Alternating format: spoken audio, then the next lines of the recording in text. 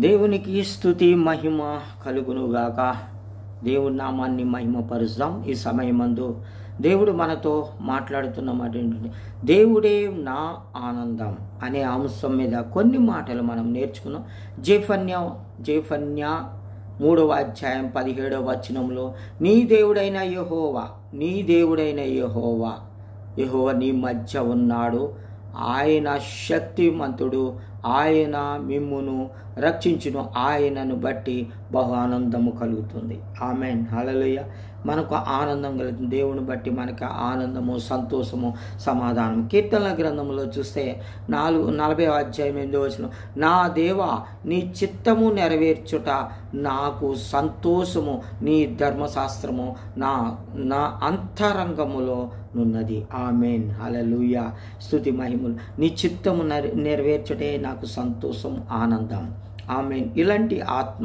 ఇలాంటి పరిశుద్ధాత్మ, spirit God, పరిశుద్ధాత్మ దేవుని శక్తిని కలిగినటువంటి వ్యక్తులు మనకు కావాలండి. అలాంటి వారు మన దేవుడు కోరుకుంటూ ఉన్నాడు. దేవుని సువార్తను ప్రకటించడానికి, దేవుని మహిమపరచడానికి, దేవుని గొప్ప కార్యాలు చూడడానికి ఆయన మనల్ని ఏర్పరచుకున్నటువంటి దేవుడిగా కనబడుతున్నాడు. కీర్తనల గ్రంథము 16వ అధ్యాయము 11వ వచనంలో చూస్తే, జీవ మార్గమును నీవు నాకు తెలియజేసేదవు, నీ సన్నిధిని సంపూర్ణ సంతోషము కలదు, నీ కుడి చేతిలో నిత్యము సుఖము కలుగును. ఆమేన్, హల్లెలూయా. స్తుతి మహిమలు కలుగును గాక. దేవుడు గొప్పవాడండి. దేవుని ఆరాధించే బిడ్డలు సర్వశక్తిలో ఉండాలండి. సర్వ ఆరాధనలో దేవుని కార్యాలు జరిగించే వారంగా ఉండాలి. బహు విస్తారమైన మనము చూస్తే, కీర్తనల్లో చూస్తే, యెహోవాను బట్టి సంతోషిస్తున్నాం. ఆయన నీ హృదయంలో వాంఛను తీర్చివేసేస్తాడు. నీ హృదయంలో వాంఛ తీసివేసేస్తాడు. ఆయన గొప్ప కార్యాలు ఇచ్చేవాడు. ఆయనకు అసాధ్యమనేది కాబట్టి అసురు రాజును గురించి మీరు భయపడకండి. తండ్రికి మహిమ కలుగును. పరిశుద్ధాత్ముడా నీకు వందనాలు, స్తోత్రాలు చెల్లిస్తున్నాను. ఎస్తేరు గ్రంథంలో చూస్తే 2వ అధ్యాయం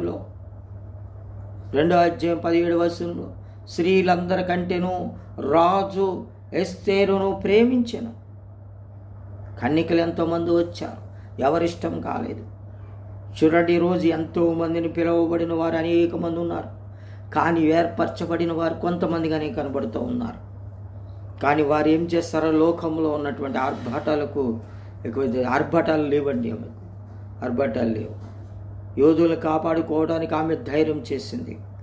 ఆమె క్రియలు గొప్పవి. ఆమె నడవడిక. ఒక రాజు భార్య అయిండు కూడా, రాజుకి రాణిగా ఉన్నా కూడా యోధులను ఎప్పుడు మర్చిపోలేదండి. నువ్వు నేను కూడా కొంచెం సంతోషం, డబ్బు ఏదైనా వస్తే మనం ఏం చేస్తాం, దేవుణ్ణి మర్చిపోతుంటాం, దేవుని దూరం చేసుకుంటూ ఉంటాం, దేవునికి దూరం అయిపోతాం.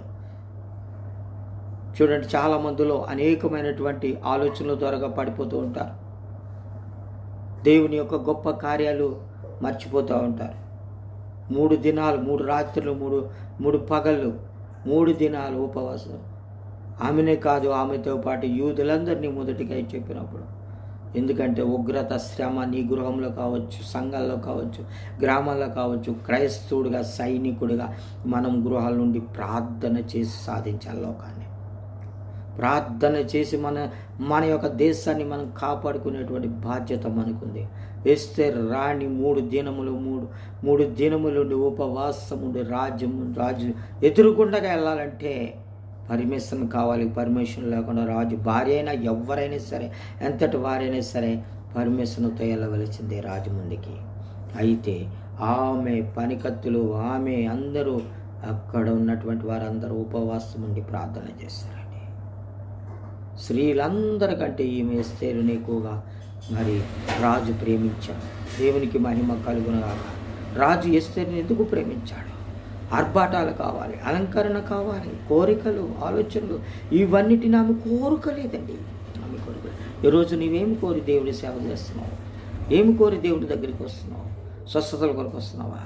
లేకపోతే ఇంకా ఏదో కావాలి, ఏమేమో గర్భఫలమని, ఇవన్నీ స్వస్థతల కొరకు వస్తున్నావు? కాదు. దేవుని ఆరాధించడం నేర్చుకో. దేవుని ప్రార్థించడం నేర్చుకో. దేవుని వెంబడించడం నేర్చుకో.